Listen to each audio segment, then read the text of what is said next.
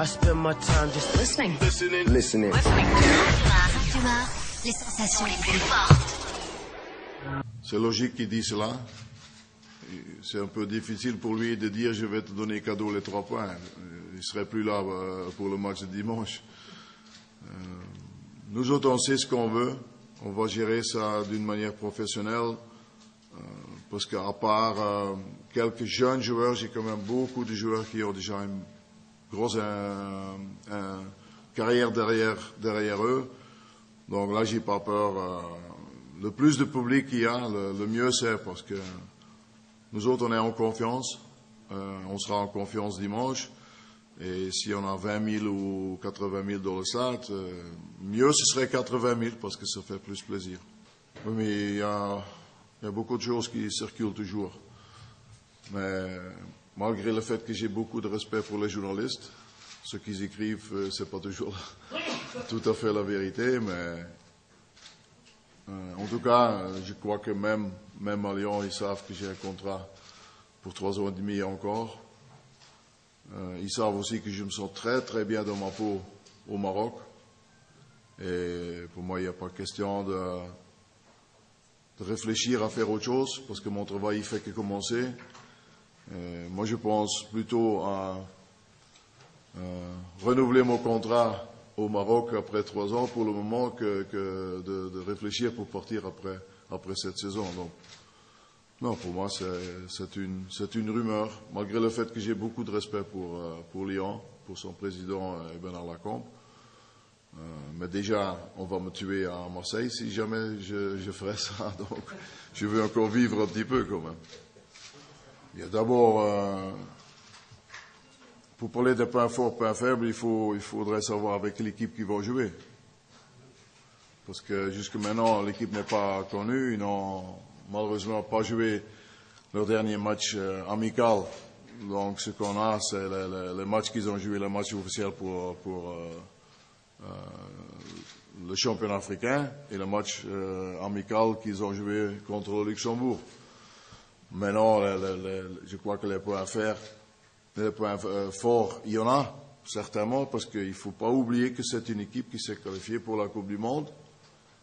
C'est une équipe qui a eu un faux départ, mais c'est une équipe qui a incontestablement beaucoup de classes individuelles, dans laquelle il faut faire extrêmement attention, parce qu'ils ont des joueurs qui savent finir un match sur une action individuelle.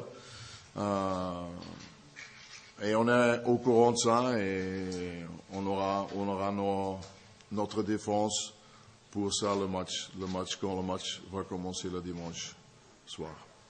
Je crois que c'est quelque chose qui est dans la tête de beaucoup de gens, mais pas dans la mienne. Moi, j'ai choisi des joueurs marocains pour jouer en équipe nationale. Et le fait qu'il y en a, je les ai même pas comptés, parce que je m'en fous combien. Si on a 6 ou 12, pour moi, ce sont des choses qui sont pas importantes. Ce que j'ai fait les dernières quelques mois que je suis ici, essayer de voir un match le vendredi, d'avoir 1 ou 2 matchs le samedi, voir un match le dimanche, pour justement donner mon respect à ces joueurs qui jouent dans ce championnat. Et du moment que moi, je trouve qu'il y a quelqu'un qui mérite d'être dans la sélection de 22 ou 24 joueurs, je crois qu'il faut lui donner cette chance-là. Et comme je vais donner la chance à un joueur qui joue peut-être la semaine prochaine en Chine. Parce que pour moi, il y a aucune différence. Ce qui est pour moi, ce qui est important, que du moment qu'ils rentrent au stage, qu'ils soient contents et fiers d'être là, et fiers de porter le maillot de l'équipe nationale, qui a une bonne ambiance, qui a une bonne discipline tactique sur le terrain, en dehors du terrain, je crois qu'alors on est parti pour une belle période. Mais j'espère que j'ai la clé, mais ça dépend aussi un petit peu comment l'adversaire va jouer, parce que on va pas jouer en fonction de l'adversaire, parce que je déteste jouer en fonction de l'adversaire. Je veux faire mon jeu à moi. Et selon notre jeu, il y a des choses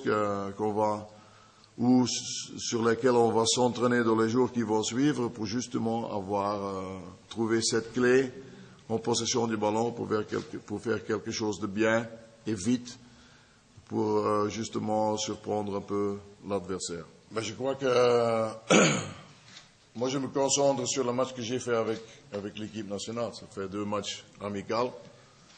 Je crois qu'en Irlande, on a eu 60% de possession du ballon. Et contre le Niger, je ne sais pas exactement, je crois 58 ou pratiquement 60% de possession du ballon aussi. Si tu travailles seulement avec des ballons longs, c'est impossible parce que tu perds le ballon chaque fois quand tu perds un duel. Donc, on a fait le contraire. Peut-être on aurait dû jouer de temps en temps un peu plus avec des centres, pas du milieu de terrain, mais de la ligne de touche, donner un bon centre rentrant, parce que si un joueur a des qualités spéciales, il faut lui fournir aussi des beaux ballons. Non, je ne suis pas du tout d'accord qu'on a joué que avec des ballons longs. Et je peux m'imaginer que maintenant il y a un peu plus de doutes chez certaines personnes en ce qui concerne Chamakh, parce qu'il n'a plus joué ou des matchs complets dernièrement. Moi, je ne suis pas parmi eux. Je lui donne toujours plein confiance. On sait bien que sa situation ne peut pas durer des mois et des mois comme c'est le cas maintenant. Mais je crois que Chamakh, je suis sûr qu'il ne va pas décevoir ni ses équipiers, coéquipiers, ni l'entraîneur, ni le public du Maroc. Donc là, je n'ai pas peur du tout. C'est une des nombreuses possibilités.